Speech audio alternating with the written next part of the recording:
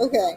Hi, everyone. Welcome to the Kimberly Cloud Show. I'm your host, Kimberly Cloud. Oh my God, I got to put you in the middle. I am having fun right now. I am able to maneuver around on. I put it like this. How the saying go? I pull up at the mall, VIP, gas tank on E, but all drinks on me. Ah, so anyway, I just wanted to say that I'm at the mall, and I wanted to tell you about what I seen at the VA.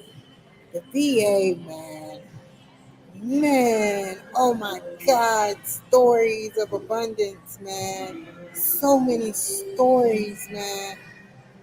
Oh my God, I saw a food service woman. I saw a man in Vietnam. I seen another man that shooed me away. Another man shooed me away. But that's like 1% of 99 women, doing what they do, man, in couples, like.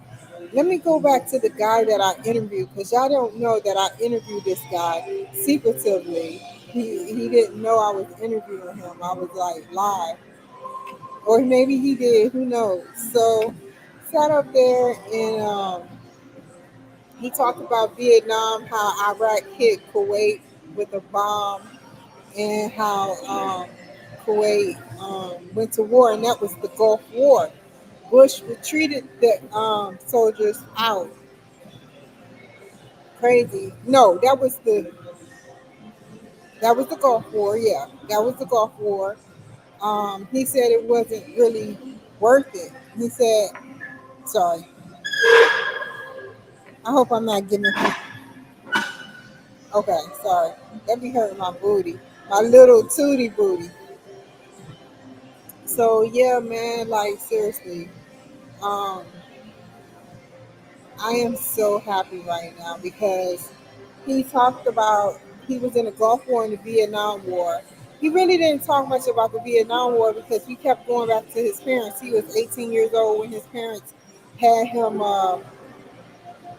had him what? Had him sit up there and like get into the army. His dad was in the army. His girlfriend's family member was in the army. Like seriously, they were all in the army. And I kept calculating, I'm like, wow, this is pretty cool, man. The army is like we like one of them no, it's not about dying. Like he was just like, listen to me now. He was just like my one of my close people that I know that smoked cigarettes on a regular. And I said, "Well, why are you smoking cigarettes?" He said, "Because he wants to meet his soulmate again, his wife." And I'm like, "Wow, he want to meet his wife again." And his wife died at age 44. She was 44 years old when she died. She got a preacher sat up there and saw them. A preacher sat up there and saw her when she had spinal itis or something, spinitis or something, and pretty much, when he met her, like it was his soulmate. You know how you feel when it is your soulmate. Think about it. We all had that feeling when it was like soulmates. We were like soulmates. You know who your soulmate is because you can go down the street and not have to worry about them creeping, or you can like poop in front of them and nobody really cares. You get what I'm saying? Like your husband be like, boy stop, girl stop, or you be like, boy stop. They pass gas or take a poop or whatever, man. That's your soulmate, man. Not to say just because you poop in front of somebody make them your soulmate. It could be partial your soulmate. But just think about soulmates in a degree. There's all sorts of, like, I have all sorts of soulmates. I have all sorts of soulmates. I have partial soulmates that I let in different parts of my brain. I have soulmates that I let in another part of my brain. Like, it goes per brain and the capacity of what to do. You get what I'm saying? So soulmates, you can have John. John allows you to leave out more and caring, but he has something wrong with him, and you don't like it, but you live with it, and then it get worse, and you start having to pay the bills, and you just want to leave. Like, you you let him in part of your life, but you never told the truth that this person was had, like, it was annoying for them to have something wrong with them. Or you can sit up there and say that this person is a millionaire, but he just he I don't know, man. It's just so many things you can say, man. Like, swamp themselves with work, just to put themselves out there, you know, swamp themselves with work just to put themselves out there, you know, and you have a wife at home. Not to put themselves out there, but to help people. And that goes both ways. That's any political person, both Democrat and Republican. They work vigorously, man. I want to be this, state senator and everything, but um, that's why I'm getting my health together, especially with them iron shots. Them iron shots is vital to me. I need an iron shot because I'm tired all the time. So pretty much, I just want to make sure that I'm awake. I don't want to be asleep no more. Like, seriously, I don't. I don't know. When you get used to something, it's hard to come out. Not to say I sleep all day, because I'm good at waking up and doing the whole day.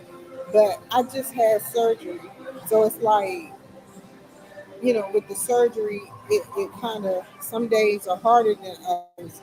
Once I start getting that heavy feeling and sore and electrical feeling in my sides from the liposuction, um, I start saying, like, oh no, I gotta lay down, and then lay down, watch Fear Factor, and it's a lazy mechanism. You have to lay down, on your stomach. And what can you actually do on your stomach? You can't fly. I just want to fly.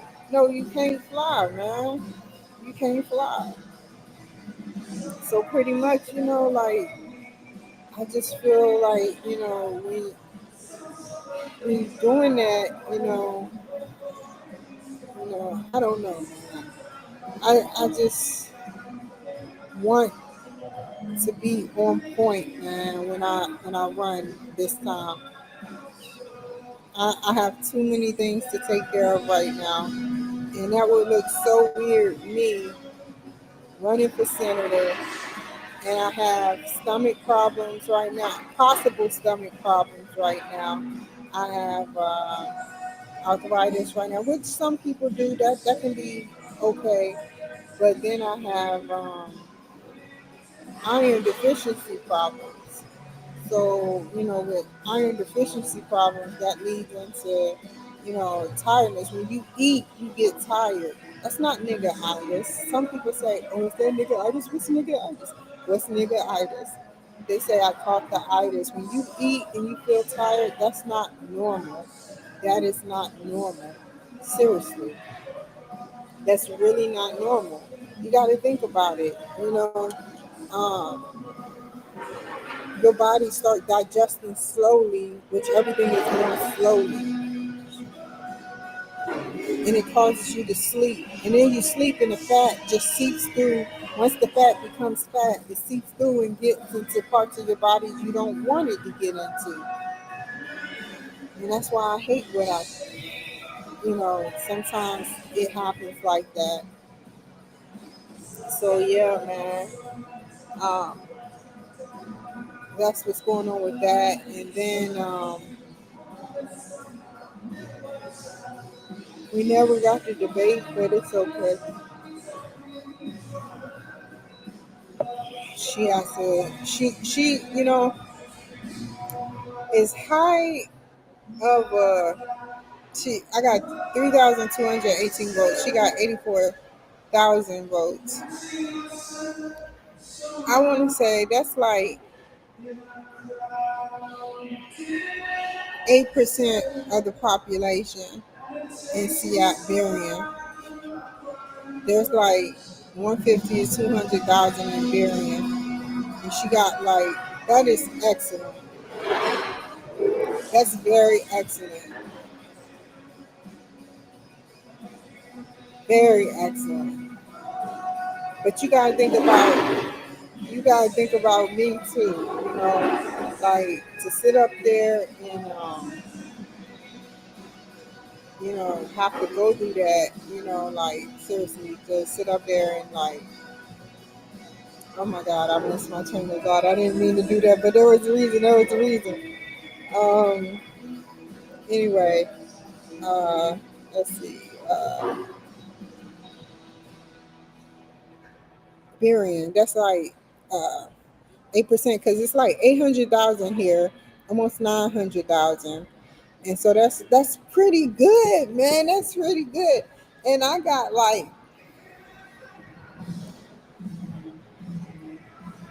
0.00. If you want to say of the 1%, 0. Maybe 9%, 0.9% of the population, 3,218. It's not that many people. It's not that many people. It's not that many people. But to me, I pat myself on the back. I say, yay, it is a lot of people. Yes, I did it. I got some people that will listen to me. I know I may say some weird stuff, but I don't want to even talk about it. We're not even going to dip and dive into it because this is a public place. What I do is it's for the private. Um, um, yeah. I don't know. It's just crazy, man. It's real crazy that you know, I I say weird stuff, but I'm able to continue to, do the right thing, man. I think that's all I want to do, man. It's the right thing, man. I want positivity to seep into me and become one with me and just absorb positivity and not negative, dark matter energy. Like, seriously. I don't like when things are, negative. I have some, hold on, I have some bad habits, but, I don't want those bad habits to, you know, overtake me. We were talking, man. We were talking, man. We were talking, and we were talking and talking and talking. Y'all are so cool. But we were talking at the VA. I was just talking about being a senator, but we were talking about the VA. And it's, I said it before, there are some wonderful people, man. I told one couple, I was like, y'all have fun like crap, I didn't mean to say it in that way. I hope they didn't take it the wrong way, but they were like looking at me funny, like, no, they weren't. They were laughing. you know, um, I swear to you, man, like, I I enjoyed it, man. Talking to, you know who I want to talk to next? An old white woman. I didn't talk to an old white guy. I didn't talk to an older African or Indian or some type of language of a woman. I talked to her and she was from food service. I talked to almost everybody that I can get my hands on. I talked to, and yeah, when I talked to them, man, it was amazing, man. They all had different stories, even if it was short and brief or long, man. One guy came up to me, asked me if I had some change. I said, if I did, you would get it. And I did. Oh my God, I just learned I did. I do have some change. I do have some change. I just don't use cash. I can see what they mean when they say cashless now. I don't see the means of cash. What I mean, maybe if I was making millions of dollars like Danny John, I would see the intended of cash. You know, you have to use cash for certain things. But actually there's no reason to use cash no more. You ever thought about that? There's no reason to use cash. Why are you gonna pull out cash? It's like you feel like the cash is a waste of money. You feel like the cash is a waste of money. Seriously, you feel like the cash is a waste of money. And you know, you blow through the cash and you back to the card. I know that happened not to just me, man. That's not just me. That's not just me. You sit up there and you take out money and you either pay your rent or do whatever you do, but you blow the cash quicker than you blow through your card because you check your card. You can't check money like that unless you a real good calculator of your finances with cash. I mean, we can all add and subtract, but you blow more through cash than you do your debit card, and that's on God. As on God.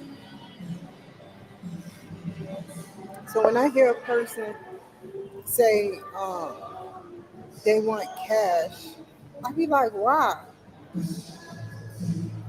That's why they trying to lure people. Listen to what I'm saying.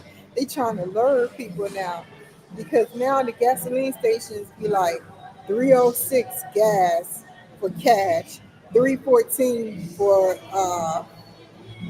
card. So that's that inconvenience fee or that extra fee they put on gas. Yeah, man. That's that inconvenience fee and stuff. I know y'all like, what is she talking about? Like, check please. Y'all used to be like, check please. And be like, bro, I'm legally blind. Jesus Christ.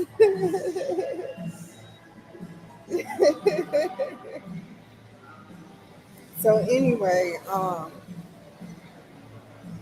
my God. So anyway, don't you hate when you have to scratch your nose and then like I have to play it off, y'all? I have an itch on my leg.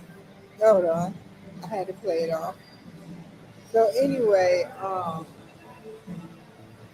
I swear, man, I swear. It I done said enough, right? I said enough. It's 11:37. Oh my God. So what y'all want to do? Do y'all want to sit up there and say here?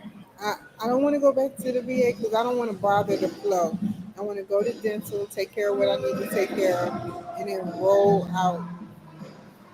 I have two more things to do. I have to go under possible anesthesia or stay awake. And I don't want to stay awake. I want to go under anesthesia.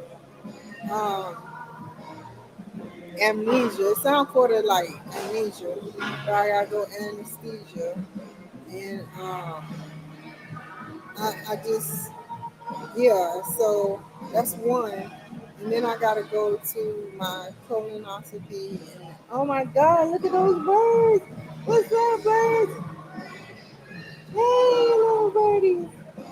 Hey, they're like, you not in this crew, man. You not in this crew. Stop asking me. Man,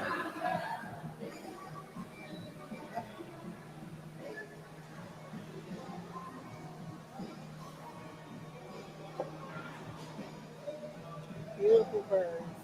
They dropping. They're descending. So anyway, what was I talking about? I'll get back on subject, but yeah, man, it's crazy, man. Like what he was talking about. It's crazy about what he was talking about. It's crazy. It's not crazy as in crazy crazy. He actually had Paul Mall cigarettes and he was smoking them and he was like, "You sure you don't smoke? You sure you don't smoke?" I'm like, "No." And then he pulls out, you guys, he pulls out another pack. He smoked one. I was like, "Okay, one is enough." I ain't gonna say nothing about one. And then like 10 minutes later, he just flips out another one. I'm like, oh, I was like, damn. And he sat up there, he pulled it out and smoked again. He smoked two cigarettes in over 30 minutes. I was like, come on, you know, poor thing, man. You don't need to die like that. He got COPD and everything. I'm like, you don't need to die like that, man. You don't need to die like that.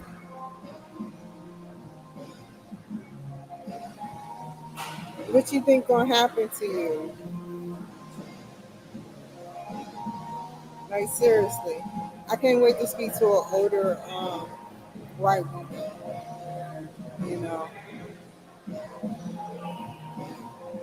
I speak to older white women all the time.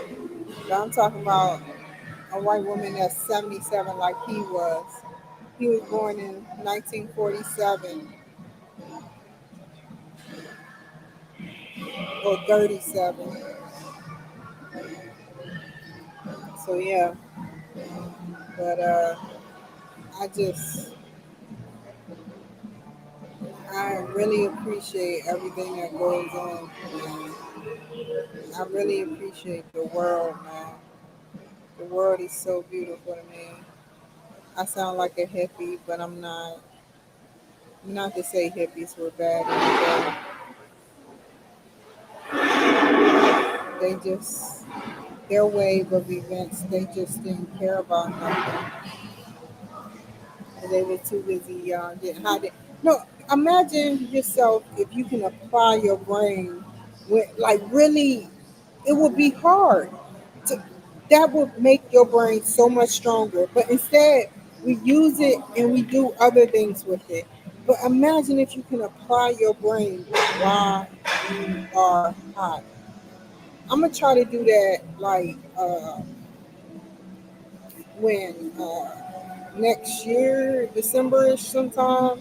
I'm gonna try to do that because just think how you can make your brain grow. Your brain when you get high for weed. We're not talking other things. We're not talking other things like meth or crack or cocaine or heroin. We're not talking about those things. Here talking about straight marijuana, medicinal marijuana.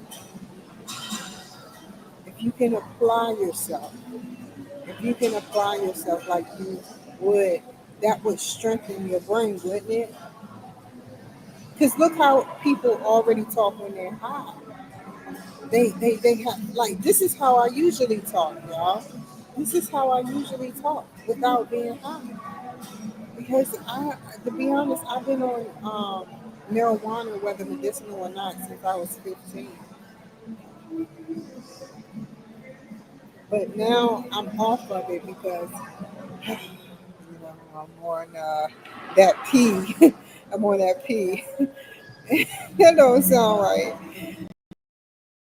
I'm on probation, y'all. I can't be doing that shit. Um, But I tell you this, man, that muscle relaxing really helped, man. And I'm gonna not take it for a little bit so that I don't want to get in trouble. Like I swear to God, on the Holy Bible, God, your God, my God, everybody's God. I am literally on like the over the counter mushrooms, like, and that's muscle relaxer. That's muscle relaxer.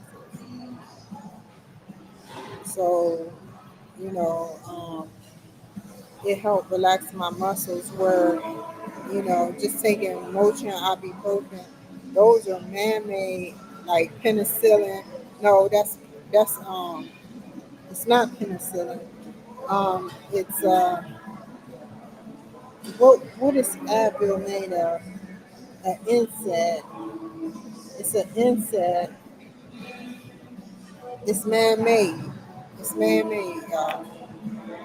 And it's made from different ingredients that's been tested to see how much a person can take from. Like, if you put a person through a whole bunch of pain and you give them Motrin, how would that help with the pain? They had to literally test people.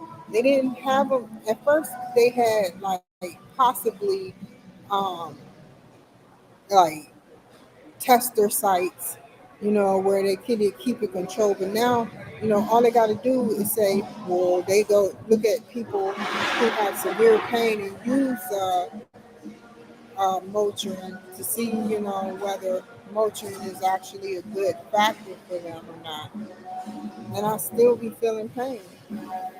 I still, and it makes me walk just like an old woman, man. It makes me walk just like an old woman. Not to say they're bad, not to say they're bad, but I'm 40. I'm walking like I'm 70, and I will be an old woman one day. Let's be real. You got your young age, you got your middle age, and you got your old age, and then you got death, and you repeat that. You know, so. I will be old, but to be 40 years old going through this, that that is very different. I don't want to give up. I see a lot of these old soldiers from Vietnam. They ready to give up, man. They in pain. Something is affecting them, man. I was like, wow, man. I was like, wow. It's a lot of old men that want to give up, and so they smoke and they don't care. And it's something about them, because it's like they think about these things and they do it. And then when they're in a hospital around nurses that can't be around them enough, or doctors that can't be around them enough, their brain really shuts down mentally in hopes that, you have nobody coming there for you, and you're just crying all the time. You can't get drugs. Like, I should have told him because he's a prior drug addict. He didn't explain the kind of drugs he was on, I think. But I said, you know what? Once you get locked up, you ain't gonna have that you ain't gonna be able to get your drugs like you want to. You're gonna be in there with COPD. You're not gonna have a means of walking. You're not gonna have a means of nothing. Somebody's gonna have to take you, and you can't sit up there. You ask a nurse, hey, take me to the ghetto so I can get some weed, or take me here so I can get this. They're gonna be like, no, I lose my license. So yeah, it's crazy, man. He's alone. He's alone, a little guy, man. That done been through everything, man. He been through the Vietnam War. He done been through the Gulf War. Like, seriously, he done been through it all. And so I'll say that. But I'm about to get off of here and go to my next destination. Stay tuned.